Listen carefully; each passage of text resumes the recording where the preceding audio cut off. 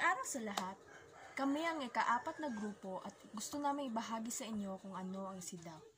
Ano nga ba ang SIDAW? Ito ay nangangahulugang Convention on the Elimination of All Forms of Discrimination Against Women. Karaniwang nilalarawan bilang International Bill for Women. Kilala din ito bilang the Women Convention o ang United Nations Treaty for the Rights of Women. Kauna-unahan at tanging internasyonal na kasunduan na komprehensibong tumatalakay sa karapatan ng kababaihan, hindi lamang sa sibil at politikal na larangan, kundi gayon din sa aspektong kultural, pang-ekonomiya, panglipunan at pampamilya. Pinatupad ang konvensyon noong Setyembre 3, 1981 at noong March 2005. May 180 bansa o state parties na ang nagratipika nito. Ang konvensyon ay ang pangalawang international na kasunduan sa karapatang pantao na may pinakamaraming nagratipika.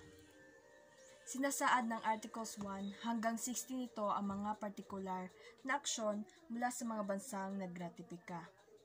Ang Article 17 hanggang 30 naman ay tungkol sa mga proseso sa pagpapatupad ng convention. So, ang ibig sabihin pala ng Convention on the Elimination of All Forms of Discrimination Against Women ay mga karapatan laban sa mga kababaihan. So, katulad ko, isa akong babae. So, para ito sa akin.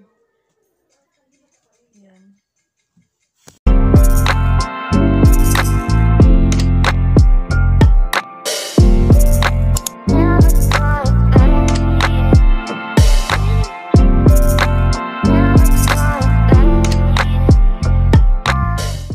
Paano nilalayo ng SIDAW na wakasan ang diskriminasyon sa kababaihan? Una, nilalayo nitong itaguyod ang tunay na pagkapantay-pantay sa kababaihan.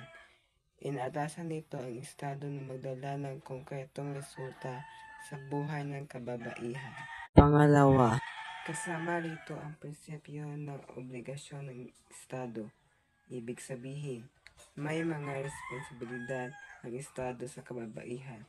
Kailan may hindi nito maaring bawiin. Pangatlo, babawa nito ang lahat ng aksyon o patakaran o maagrabyado sa kababaihan, anumang layunin nito.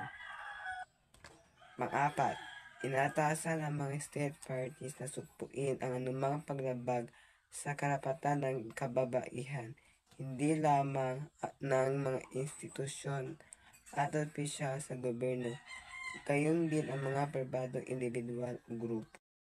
Panglima, kinikilala nito ang kapangyarihan ng kultura at tradisyon sa pagpigil ng karapatan ng babae at tinahamon nito ang state parties na baguhin ang mga stereotype, kostumbre at mga gawi na nagdidiskrimina sa babae.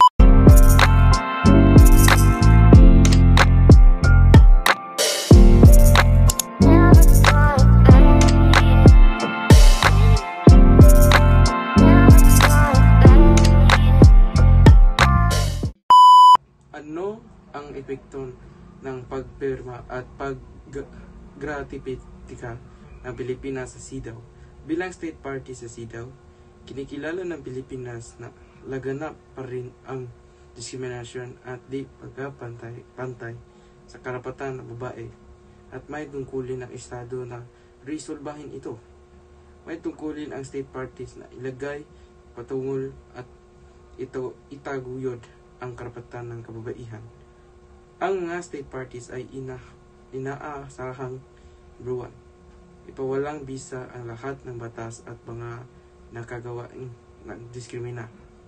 Berto, ipatupad ang lahat ng patakaran para wakasan ang diskriminasyon at maglagay ng mga epektibong mekanismo at sistema kung saan pwede humingi ng hustisya ang babae sa paglabag ng kanilang karapatan.